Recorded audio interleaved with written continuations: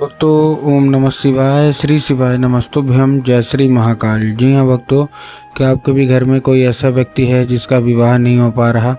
आप लोग बहुत ज़्यादा परेशान हैं उसके विवाह को लेके कि आखिरकार इस व्यक्ति का जो विवाह है वो क्यों नहीं हो पा रहा। आपने बहुत ज़्यादा मेहनत कर लिया, बहुत ज़्यादा प्रयास कर लिया, लेकिन फिर भी उसका जो विवाह है वो होने का नाम ही नहीं ले रहा।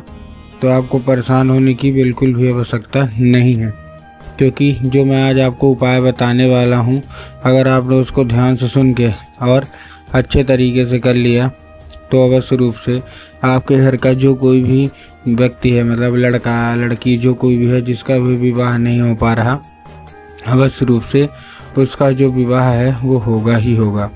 क्या करना है, कैसे करना है, पूरा बताने वाला हूँ और अच्छे तरीके से आपको समझाने वाला हूँ। तो बस उपाय ध्यान से सुन के अच्छे से करिएगा ज़रूर। देखिए, आपको भी पता है कि पूज्य गुरुदेव की जो कथा होती है उसमें लाखों की भीड़ आती है। कैसे भीड़ आती है? लाखों की भीड़ आती है।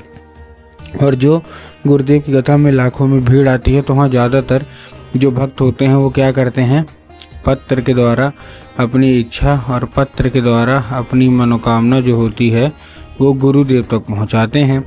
तो अभी गुरुदेव की कथा चल रही थी, आज से 4 से 5 महीना पहले की बात है। गुरुदेव की कथा चल रही थी और गुरुदेव की कथा में लाखों की भीड़ आई। अब जब गुरुदेव की कथा में लाखों की भीड़ आई तो वहाँ ज़्यादातर जो भक्त थे उन्होंने क्या किया, पत्र के द्वारा अपनी इच्छा और पत्र के द्वारा अपनी जो मनोकामना थी ना वो गुरुदेव तक पहुँचाई। अब जैसे ही गुरुदेव के पास पत्र पहुँचा और गुरुदेव ने पत्र पढ़ा तो वहाँ गुरुदेव ने देखा कि ज़्यादातर जो भक्त हैं उनकी क्या है, केवल और केवल एक ही इच्छा और एक ही मनोकामना है, क्या कि गुरुदेव हमारा जो मतलब बच्चा है उसका जो विवाह है वो नहीं हो पा रहा। हम लोग बहुत ज़्यादा परेशान हैं उसके विवाह को लेके कि आखिरकार हमारे घर का ये जो बच्चा है इसका विवाह क्यों नहीं हो पा रहा। कृपया करके कोई उपाय बता दें ताकि इसका विवाह हो जाए। हमने हर एक चीज़ कर लिया, हर एक प्रयास कर लिया, लेकिन फिर भी जो विवाह है ना वो होने का नाम ही नहीं ले रहा। कृपया करके कोई उपाय बता दें।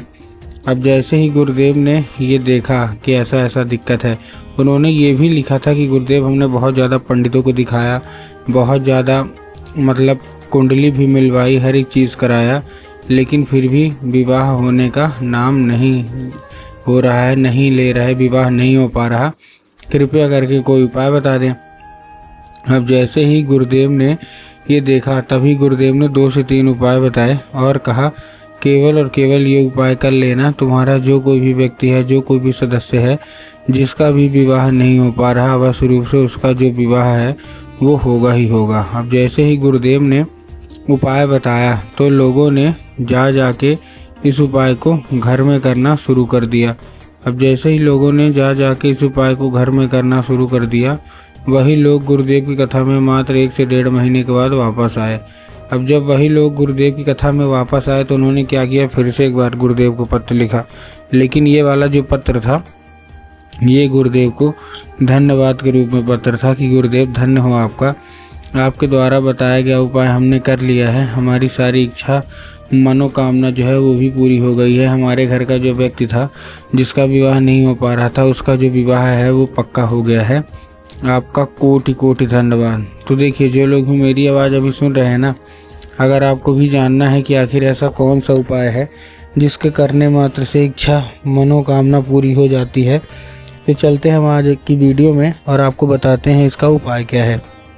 ठीक, तो देखिए, जो हमारा सबसे पहला उपाय है, इस उपाय में आपको करना क्या है, आपको लेना है केवल और केवल 3 काली तिल और साथ में आपको लेना है 1 धतूरा। तो 3 काली तिल ले लिए और 3 काली तिल के साथ आपने 1 धतूरा ले लिया। ठीक, लेने के बाद आपको अपने बच्चे को जिसका भी विवाह नहीं हो पा रहा उसको हाथ में दे देना है और भेज देना है कहाँ, सीधा सीधा शिव मंदिर। अब जैसे ही आप शिव मंदिर भेजेंगे उनको बोलिएगा कि दक्षिण दिशा में खड़ा हो जाए और उत्तर की ओर अपना चेहरा कर ले। अब देखिए, दक्षिण और उत्तर में ना बहुत सारे लोग कंफ्यूज होते हैं कि दक्षिण और उत्तर क्या है, हमको थोड़ा साफ साफ बताओ। तब गुरुदेव ने साफ साफ बताया है कि आप जिस भी शिव मंदिर जा रहे हैं उस शिव मंदिर का जिधर साइड जलाधारी होगा आपको अपना चेहरा उधर साइड करके खड़े हो जाना है। ठीक, खड़े हो गए। खड़े होने के बाद आपको क्या करना है, एक नाम लेके, कौन सा, महादेव का बहुत ही सुंदर सा नाम है, श्रम्भेश्वर महादेव। तो आपको करना क्या है, श्रम्भेश्वर महादेव का नाम लेके और उन्हीं का स्मरण करके आपको चुपचाप क्या कर देना है, अर्पित कर देना है बस। पूज्य गुरुदेव कहते हैं कि अगर आपने ऐसा कर लिया तो अवश्य रूप से सारी इच्छा, सारी मनोकामना जो है वो पूरी होगी ही होगी। ये था कौन सा हमारा, ये था हमारा पहला उपाय। अब हम चलते हैं अपने दूसरे उपाय की ओर। अब देखिए जो हमारा दूसरा उपाय है, इस उपाय में आपको लेना है लाल चंदन, और लाल चंदन लेने के बाद पहुंच जाना है कहाँ, सीधा सीधा शिव मंदिर। अब शिव मंदिर पहुँचे, शिव मंदिर पहुँचने के बाद आपको करना क्या है, जैसे आप शिव मंदिर पहुँचेंगे, शिव मंदिर पहुँचने के बाद आपको माता अशोक सुंदरी की जगह में, अब देखिए माता अशोक सुंदरी की जगह कहाँ होती है, जिन लोगों को नहीं पता ध्यान से सुनिए कि माता अशोक सुंदरी की जगह होती है जलाधारी के बिल्कुल बीचों बीच।